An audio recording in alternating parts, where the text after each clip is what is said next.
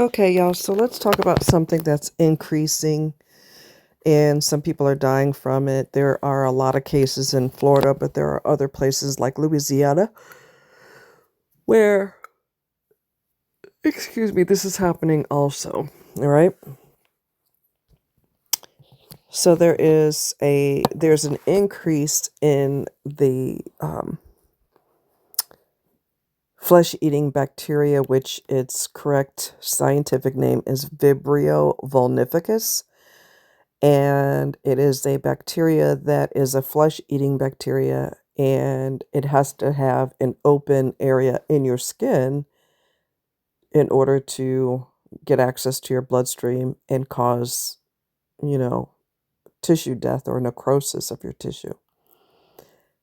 So when you're going into the ocean in particular, you have to be super careful. I'm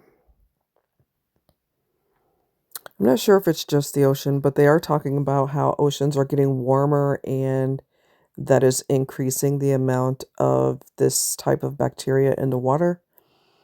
Um, and like I said, people are losing their lives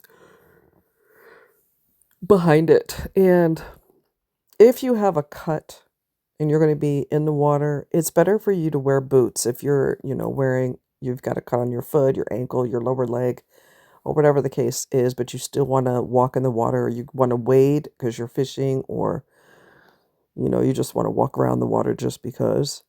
I would have boots on, some type of shield, so that if that bacteria is in the water, it doesn't have an open door, because any type of cut, scrape, or burn is the easiest way for it to enter your body from the water and to start causing serious damage to your flesh. And if you go to the doctor too late,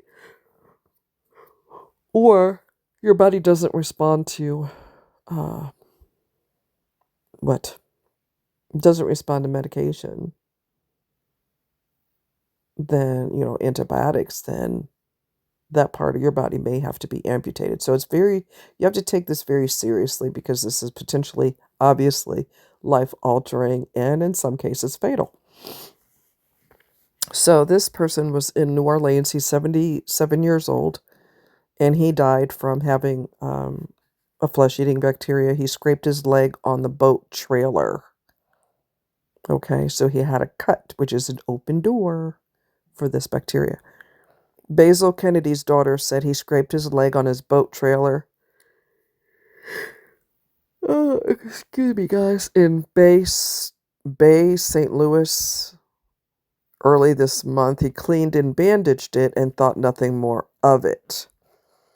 Ray Kennedy Regimball said the next 3 days went by like normal for her father before his health suddenly and sharply declined. His blood pressure was dropping, she said in a phone interview Monday. His lactic acid was rising, his fever was not under control, and so it was very clear that there were signs of something going on, but there was no indication of exactly what it was. It was only after hours in the emergency room that the problem became clear. His leg started to slowly swell, then it became a little bit red, and it was like, okay, something's not right here. But then, once it really took hold in the leg, I mean, we were just watching it swell, blister, fluid, everything you expect from the flesh-eating bacteria. Kennedy, 77, died July 21st after coming home from the hospital on hospice care. The cause is Vibrio vulnificus, a flesh-eating bacteria. His kidneys never woke up, Regimball said. They had shut down from the septic shock. His liver was declining daily as a result of the septic shock, and there was nothing they could do. Vibrio can appear in warm coastal waters. While Kennedy was an avid boater, his family said he never got in the water after he scraped his leg. In their grief, his family has a message.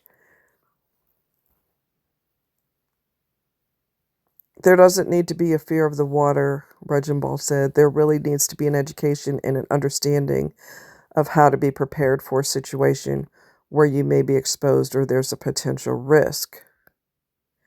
Kennedy was born in New Orleans and attended De La Salle High School before moving to Bay St. Louis. He retired from banking about 10 years ago and had spent his retirement traveling. Reginald said she'll miss her father's humor most. And there's another way you could contract it, and I'll talk to you about that in a minute. He was very much a family man, a community man. He truly had a servant's heart and just wanted to leave everything better than he found it. Louisiana health officials said as of last week, the state has had 17 Vibrio infections, resulting in 4 deaths. This was in Louisiana. Raw or undercooked seafood can also carry Vibrio, especially oysters.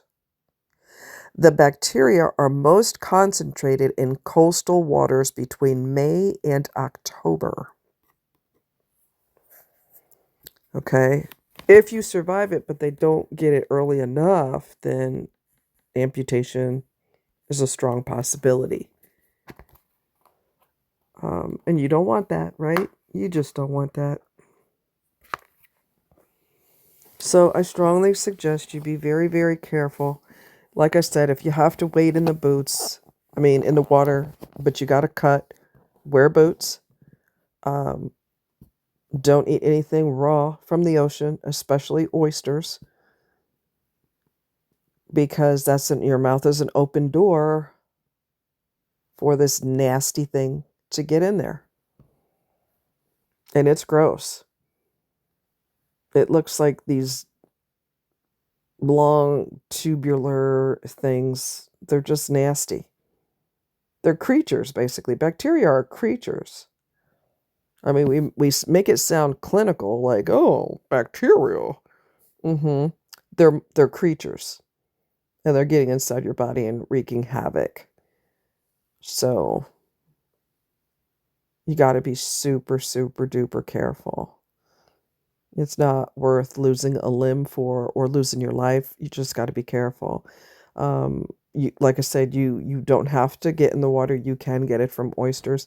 Just be careful in May through October, and during the typical hurricane season when the waters may be warmer, there's a higher probability of contracting it also. So just be careful, my loves. Talk to you later. Bye.